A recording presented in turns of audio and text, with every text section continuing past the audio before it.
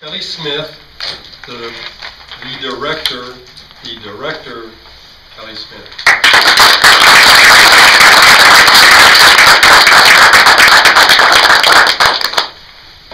Have you ever had a debate with somebody regarding whether a movie was good or not?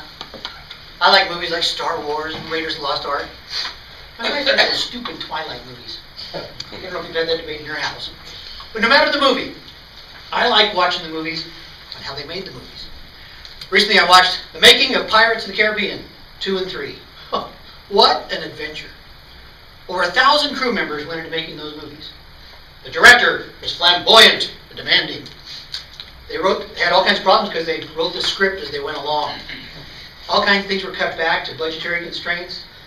Boatloads of equipment was shipped all the way from LA to the Caribbean.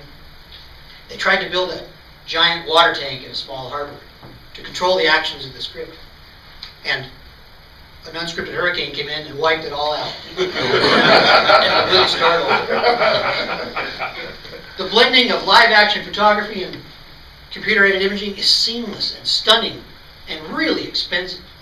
It's astonishing how much money it costs to create those movies. But I didn't come here to urge you to watch making of movies. I didn't come here to give you a feel-good message about changing your attitude. I came here to give you a message that may alter your understanding to who you are. For the last 150 years or so, there's been a great debate around the creation of this earth on which we dwell. It falls into two basic camps. Creationists on one side, evolutionists on the other. Both sides have said some of the most preposterous things that we're expected to believe. Some creationists have said that God created everything as far as we can see, as far as our telescopes can see, in 6 24-hour periods. Nope. The evolutionists have said that somewhere in the distant past, there was a big bang, a giant explosion, expanding out in all directions. And somehow, over great lengths of time, this matter magically coalesced back together, formed all of our galaxies, our solar system, the sun, planets, the earth, and all life upon the earth by chance. Come on, for real?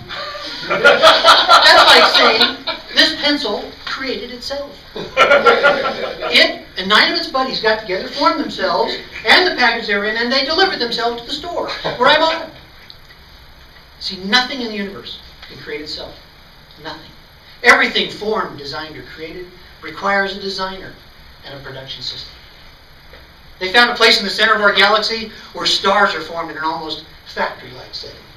And just this year, the BBC News reported that scientists think that there are more planets than stars.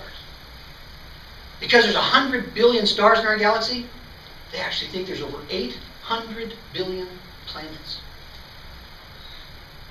Near Geneva, Switzerland, there's a giant collider called CERN, used to smash particles together at super high speeds.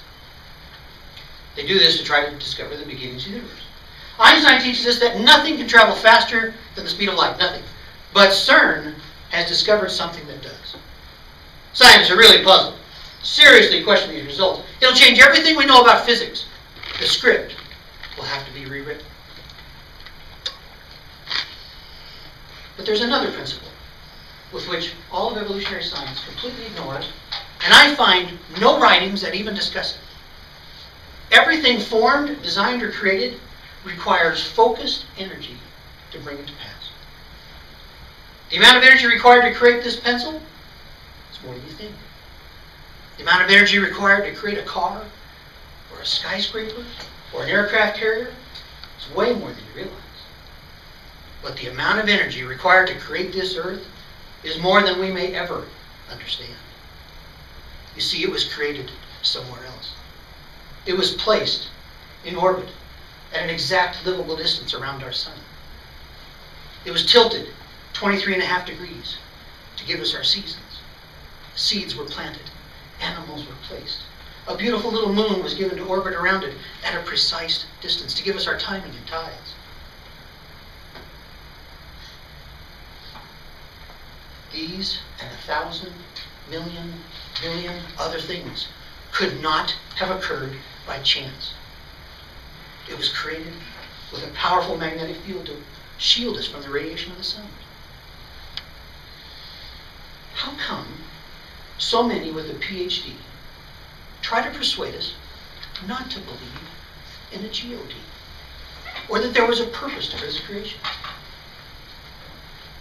I find it interesting, everybody's so concerned about not offending one another, yet think nothing about offending our Creator, and even denying He exists.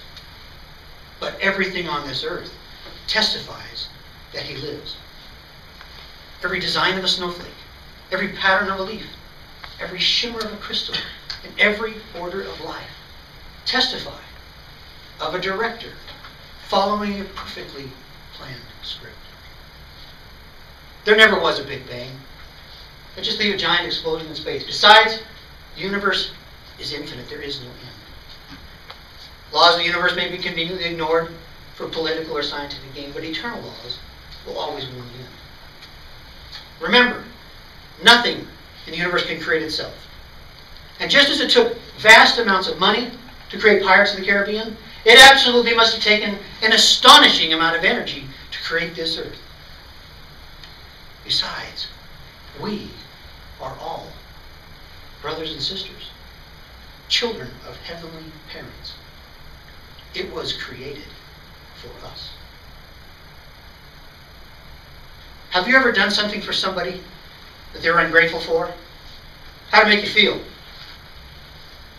Well, just as watching a making of a movie gives you a little better appreciation for what went into making that movie, I'm hoping our little discussion gives you a better appreciation for what God has done for you.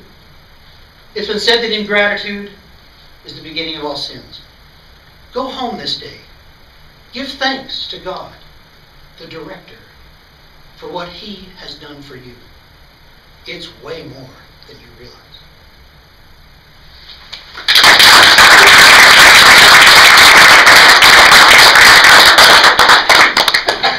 1 minute.